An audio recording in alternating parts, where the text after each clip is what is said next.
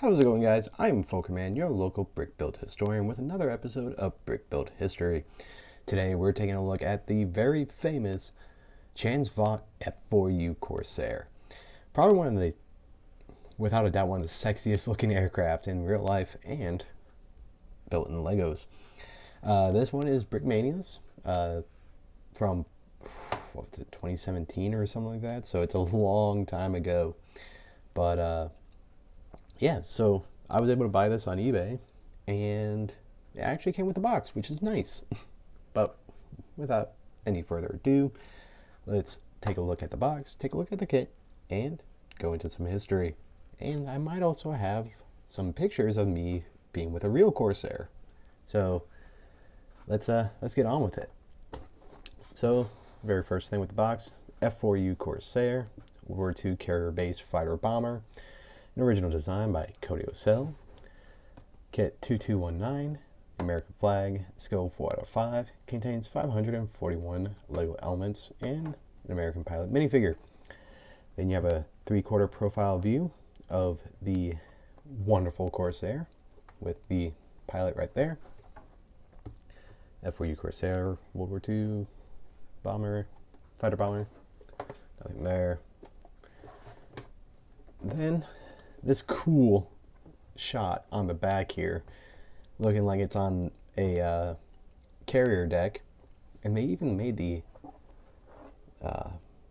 down here to kind of look like it's built out of Lego, and then you have a Corsair ready to fly off, and then all these Corsairs on the deck getting ready to join them in formation. And then down here, the Brickmania F4U Corsair has been updated with several new features, including a new bubble canopy, printed exhaust ports, dive flaps, and an all-around stronger design. Features a brick-built 3-tone camouflage, higher quality sticker sheet with stars and bars, and American pilot figure. Corsair kit also includes conversion instructions to display your plane with its wings folded up as if it was stowed on an aircraft carrier. And there's the beauty itself. So the Corsair is a pretty beefy plane. It does have a lot of weight to it and a lot of size, because the Corsair is one of the bigger aircraft, or one of the bigger fighters in the Navy during World War II. So starting in the front here, you have a 3-bladed propeller, because this is the World War II type of Corsair. The TAC 4, which is the Korean War version, has a 4-bladed propeller, which you'll see in the pictures later on. And you have a cowling here, because it's a radial engine, a Pratt & Whitney R2800 double wasp, which I'll talk about later because that thing is cool. And you have this 3-tone camouflage going down, where you have the dark navy blue on top, gray here in the center and on the vertical stab, and then white on the bottom. And then down here you also have the exhaust pipes for 6 of the 18 cylinders of the double wasp. Then there's also some over here near the cowling flaps. You have a very narrow fuselage, which I'll talk about later. And of course, the most famous part of the Corsair, the inverted gull wing. People love inverted gull wings, like the Stuka, the Corsair. I'm not gonna lie, it's a really cool and interesting design. But the wing goes down, and then it's got a slight taper back up, and you have the landing gear connected at the bottom here. You have your oil coolers, and what are they called? Your oil coolers and other engine cooling devices here in the wing root, which allows for the smaller fuselage. You have a bubble canopy, which pops open, and you can put your minifigure in there. And then they use these 2 pieces right here for the front. You have a sticker on this canopy as well to make the canopy, because the canopy actually goes backwards instead of popping up, but you know, oh well. You have the stars and bars here on the fuselage, on the top of this wing and the bottom of this wing. You have your flaps here on the back. The ailerons are not flapped, and the elevators are not flapped either, but they are here. And you have the vertical stabilizer in gray. And all in all, a really cool kit. Oh yeah, you have your machine guns here too. Folding the wings requires removing these pieces here, sliding those back, and then popping them up. And it is way too much to do on camera right now, so I'm just going to leave it like this while I go into the history. So the Chance Vought, which eventually would be known as just Vought, F4U Corsair, is a naval fighter that was introduced in 1942. The summer of 1942 to be exact, so it's more like 1943 whenever it was actually integrated, and would be retired in 1953. Now, if you don't know, the Korean War ended in 1953, and that's whenever this had its last, really its last hurrah.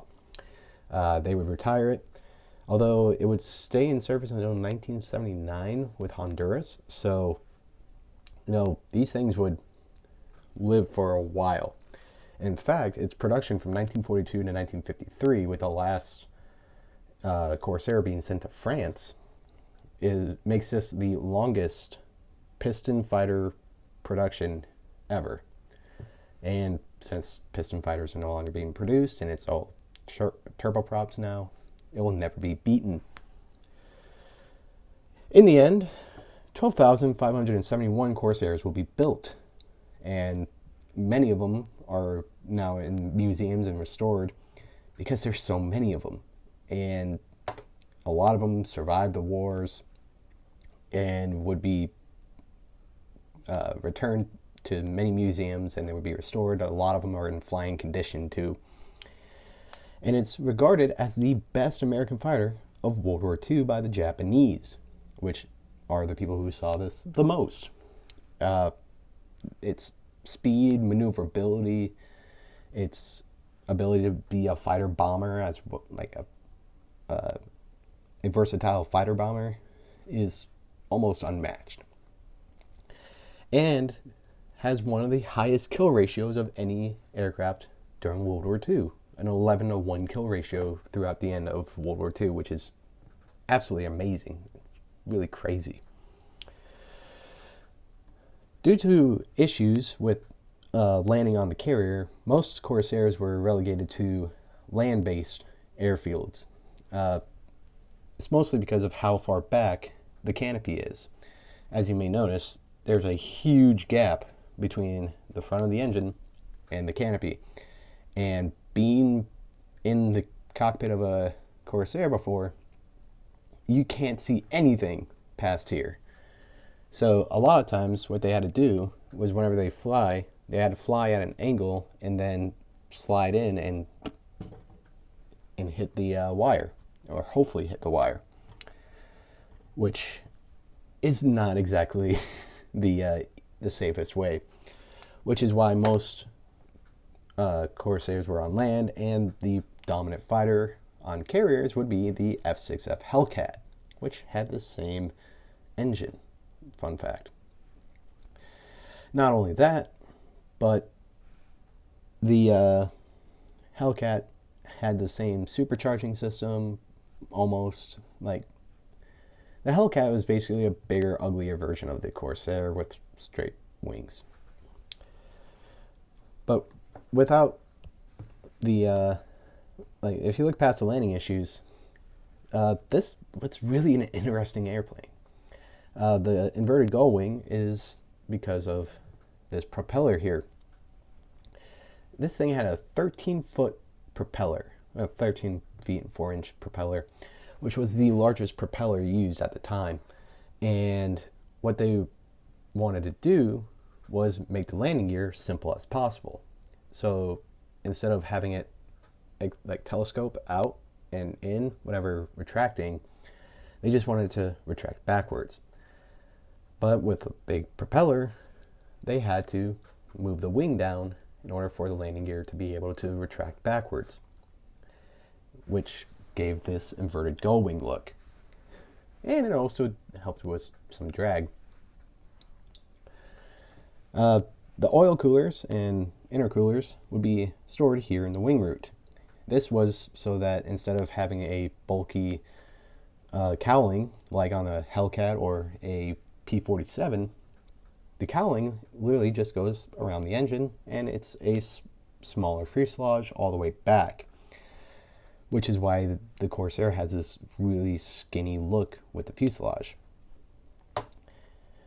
Not only that, but they had to move the cockpit all the way back here to allow all the fuel and supercharging systems to be in there, and then you have the water tank in there as well for water injection for war emergency power and all that. So the cockpit just kept on moving back and back, and it originally had a razor back, and then they eventually put a bubble canopy on it.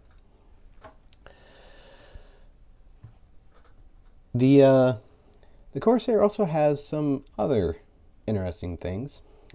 One thing is the ailerons were made out of wood. Completely made out of wood. I was talking to the guy who restored the Corsair that they thankfully let me hop in. And he was saying that the ailerons, if they were made out of metal, would flutter and then sometimes just rip off. So what they did is that they made the ailerons out of wood and they put lead weights in it. And they would basically let it even out. And they just kept on putting as many weights as possible, bolt it down, and then, or as many weights to equal it out, bolt it down, and then close it up, wrap it in fabric. Which is very interesting. Because, you know, a lot of other aircraft like the Hurricane and the IL-2 and the Mosquito, they are made out of wood on the internal parts, but the ailerons were not fully made out of wood like the Corsair, which is very interesting. All the other flaps and elevators were made out of metal, so those are not as fun, but those ailerons are really, really cool.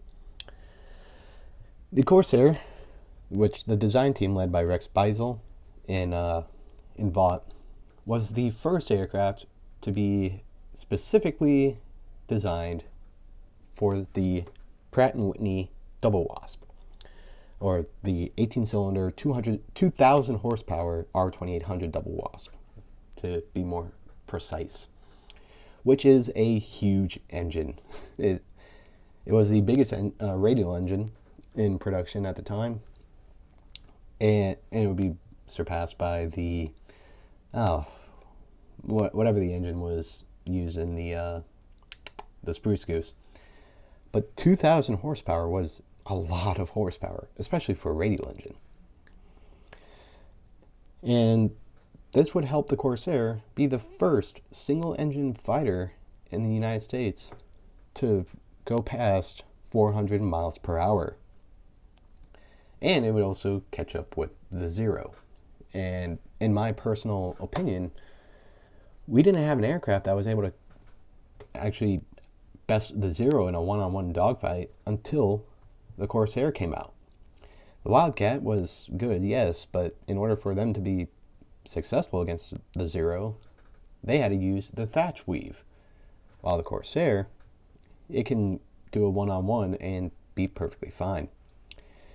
The P-40 was also a little slow and all that compared to the Zero, but Corsair, it was perfect. It actually would end up with a top speed of 446 miles per hour, and it had a range of just over 1,000 miles. The armament of 6 50 caliber machine guns was quite a lot, especially compared to the Zero and the Oscar and other Japanese aircraft. So it was able to not only be fast, but it could go a long distance and had the firepower to completely knock out the competition. Which is probably why it lasted until 1953. So the Corsair is really without a doubt, one of the best aircraft one of the best naval aircraft in the world. And that's counting all the other countries.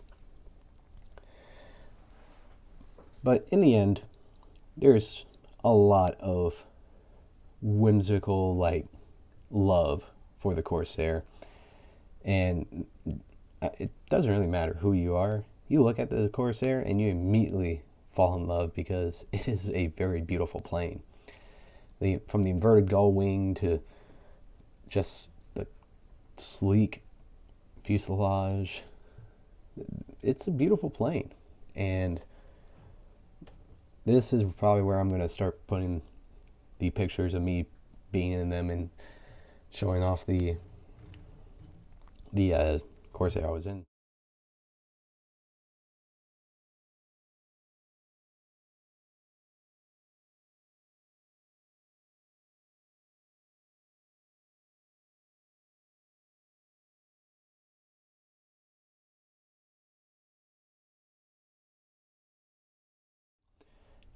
Which was built by a guy and his dad for like 10 years. They spent 10 years restoring this Corsair, and it's in beautiful condition. And I was talking to the guy, and he's actually impressed with whenever I was asking him questions like, does it have the water injection system or the supercharging system? Which, if you want to see more on the Corsair's engine and supercharging, there's a great video by Greg's Airplanes and Automobiles for you to get more into the technical stuff. I believe it was the Hellcat the Hellcat and the Corsair compared to the 109 and the Focke-Wulf 190, which he dives way deep into this kind of stuff with the manifold pressures and the horsepower throughout elevation and all that. So if you want to know a lot more about this than you ever really should, go check out Greg's Airplanes and Automobiles, and it's like a 40 minute video. So if you have the time, go ahead and check it out. But with all that said, I've rambled on enough about this. Like the video if you liked it. Comment if you learned anything. If you want to see a certain plane or tank or whatever else I may have, let me know what you guys want to see. And also comment if you think I missed anything. If there's anything else you want to know about this or anything else, or if you want to say hi. But with that said, I've been Folkerman, and let's continue to build history.